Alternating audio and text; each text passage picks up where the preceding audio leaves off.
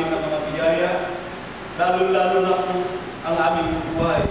Dahil natin kami sa araw na ito. Wala kami ibang kapasulit kami ng Diyos na mga binigay mo sa amin kundi pag-ibig ko sa iyo. Pagpapalalo na ang mga ganun din po, Panginoong Diyos, ano man ang ating mga pagkakakala namin. Panginoong Diyos, patawarin po kami nang sa ganun malinis kami habang bumababa sa iyong pinakawin. Narito na naman po kami, Panginoong Diyos, upang mag-aral sa iyong banal na aral. Naway, Panginoong Diyos, ikaw sanang bumabay sa amin ang pagtulong nang sa ganun, Panginoong Diyos, ang tunay mong salita ang matanggap ng aming mga kapatid. Kung sa ganun, Panginoong Diyos, tunay na sila ay hindi maalis sa pananampalataya, bago sila ay magkaisa kami tutungo sa buhay na walang hanggan. Naway, Panginoong Diyos, kapayapaan ang maghari ngayon umagat ng Diyos ng sagalan sa Panginoong Diyos. Ikaw, ang tunay namin mapuri at ikaw daw ang maghari sa amin habang binibigay mo ang buhay sa amin. Ang lahat ng ito, Panginoong Diyos, ay amin kong hinihiling sa dakilang pangalan ng amin.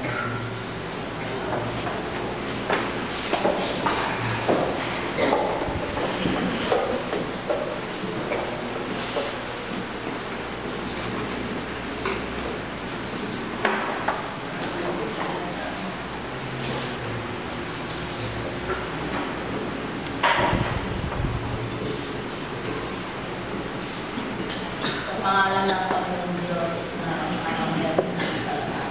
At ang kanyang tanging anak na siyang tagapamagitan sa pagpapalitan, ating Panginoon Kristo, ang mga kapatid, at sa mga naging lumalo sa mga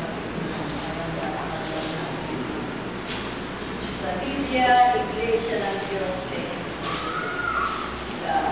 4 ng January, ang nagawang pagsamba ng nakarang linggo'y kalalimutan ng January, mga awit ng pagsamba bilang 42, 43 at 49. Oras na nagsimulang pagsamba ay kaalas 8:10 sa umaga. Awit ng panalangin bago mag-iyak ang bilang. Panalay na kapatid, bago magsiyalunan sa kapatid ng Panginoon bawal. Paasakanda ang kapatidan. Buod ng sermon, ang pinag-uukulan ng pag-ibigin ng araw ng Sabado. Kapatid, mga kapatid na nangaral ay sina kapatid na Alfonso Oy at kapatid na Pablo Kawayan. Awit ng panalangin matapos ang sermon bilang Mary. Nanalay na kapatid matapos ang sermon ay si kapatid na Mary Dago. Mga kapatid na nagpasalamat ay sina kapatid na Abel Kawayan, kapatid na Bedes Dago, at kapatid na Jesus Dago, at kapatid na Bedes Dago. Awit ng pagkakadog bilang Diyos. Nag-alay ng kaustusong pagkakadog ay sa kapatid na Nagdimoso Uy. Luxuluya bilang mga kapatid na Bumalo. Sa isang tayo at ang pag-aaral sa isang tayo. Halaga ng latong 2,100 ang anos ng Diyos. Kapatid nalagawan ng bendisyon ay kapatid na Pablo Kawayan. Oras na tapos ang pagsambay at pag-service ng panamagda.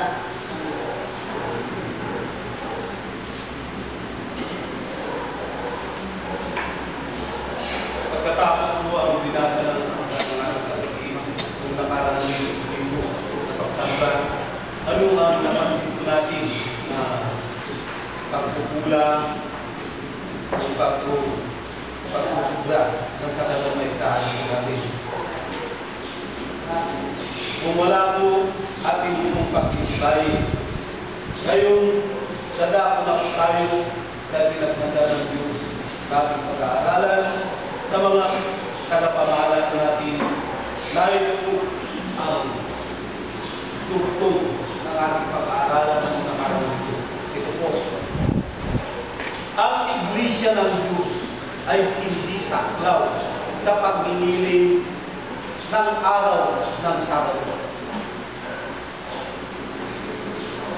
Ang nakaraang linggo, malamang lang mga kapatid, napatunayan natin, kung narinig natin, kung sino lamang ang magigilid ang pupuntahan sa gilid. Sino po? Ang mga Israel. Di po ba? Ngayon, ito na naman, ang iglesia ng Diyos ay hindi saklaw o sakot sa pagigilid ng araw ng Sabat. Alam niyo po, malamagulat mga kapatid, ang Sabat, yun ang sinasabi ng banal na kasulatan, yung tatlong araw sa lumang tipan. Na siyang minili o pinistan ng mga Israel dahil bago ibinigay, dahil may tatlong katawid o tatlong araw.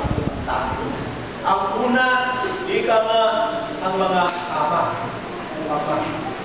Ang pangalawa rin, yung mga propita. Ito may budir na ibinigay.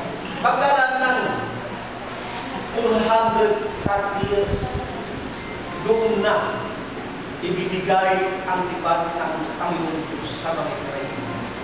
Dapat nilang ilinin ang Sabat o Sabado. Dahil ito ang nagpapakay na. Ito'y kanilang ginanap. At ituloy na patunayan natin na sila'y nangaligtas dahil sa kanilang pagtupad sa mga lipunin.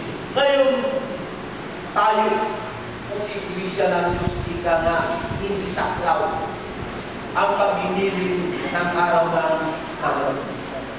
Ngayon, ang tanong, paano may papakilala ng banal na kasulatan na hindi dapat maglilin ng Sabado ang iglesia ng Diyos? Ipinapakilala po ng banal na kasulatan na ang iglesia ng Diyos ay hindi dapat maglilin. So kaya natin para magulang papakilin ng Sabado. Ang aking kasagutan ay masasagot sa banal na kasulatan dito po sa Ulusas. Ulusas 2:17 na rin po. Na isang anino ng mga bagay na magsisigatin. Ngunit ang katawan ay kay Kristo.